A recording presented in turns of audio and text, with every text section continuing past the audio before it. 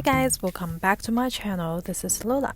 Last time I shared with you some very useful approaches to chasing away, to getting rid of the phantom voice in your head.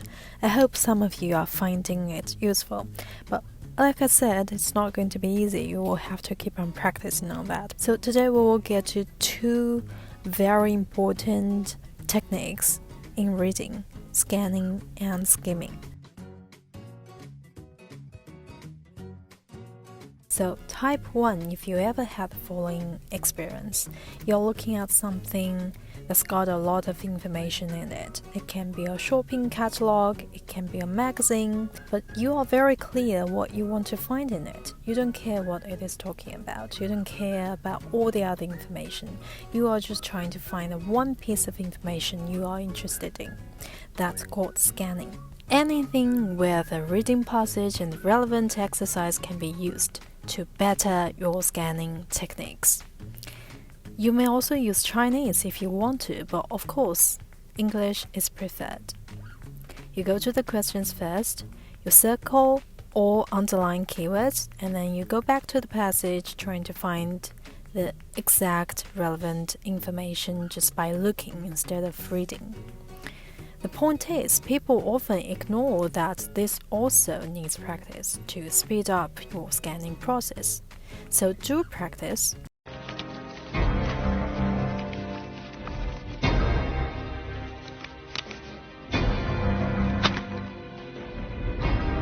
I have to remind you that if you're taking, for example, IELTS, then don't use the IELTS Cambridge book. If you're taking TOEFL, don't use the TOEFL mock examinations. That would be a waste of resources. If you're taking IELTS, use TOEFL. If you're taking TOEFL, use IELTS. You don't really have to do the reading exercises. You don't have to read the passage. You don't have to answer the questions. Just time yourself. See how fast you locate the information, how fast your eyes can move.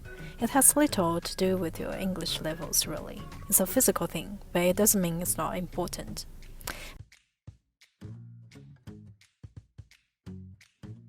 Okay, now let's go on to talk about skimming.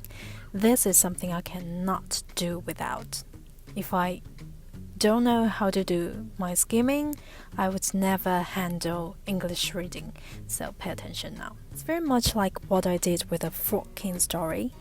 You have to leave out all the details to boil the story down, to leave just the skeleton or the outline of the story. So, to tell the long story short, you know, when you read English passages, you will find that there are often a topic sentence in each paragraph. If you really don't have that much time, or if you really can't read fast enough, then always read the first sentence, second sentence, and the last sentence first. The second point to skimming is that there are a lot of things you can skip. This may take a little longer to tell you in details, but let me just say at this point that you should focus on the attitude of the author.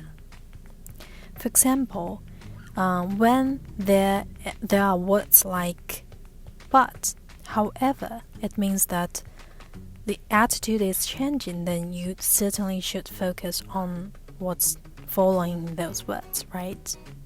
So, if the attitude hasn't changed, for example, if you see words like clearly, apparently, indeed, it means that it's still talking about the same thing. Even for example, 出现了 clearly 显然，当我们说显然的时候，对上文一般是顺承或者总结，对不对？如果出现转折了，你怎么去显然呢？你怎么用上文可以得到下面的结论呢？没法显然。And indeed 确实啊，确实出现的时候，你觉得是顺承吗？当然是了，不然你确什么实呢？For example 也很关键啊，它在举例。你只有在对前面进行补充说明、进行顺承的时候，你才会举例吧？不然你前面说的是 A， 后面说 B， 你 B 怎么能为 A 举例呢？所以 for example 这个夹在两个小蝌蚪中间的插入语出现的时候，你也要知道它是顺承。顺承有一个很大的好处，就是你时间不够的时候，你都不用看它，它反正就是在说前面的事情。So don't read anything. As to what can be skipped, if you're interested, please type 2, so I will know. I will get back to it, maybe next week or practice very soon, okay?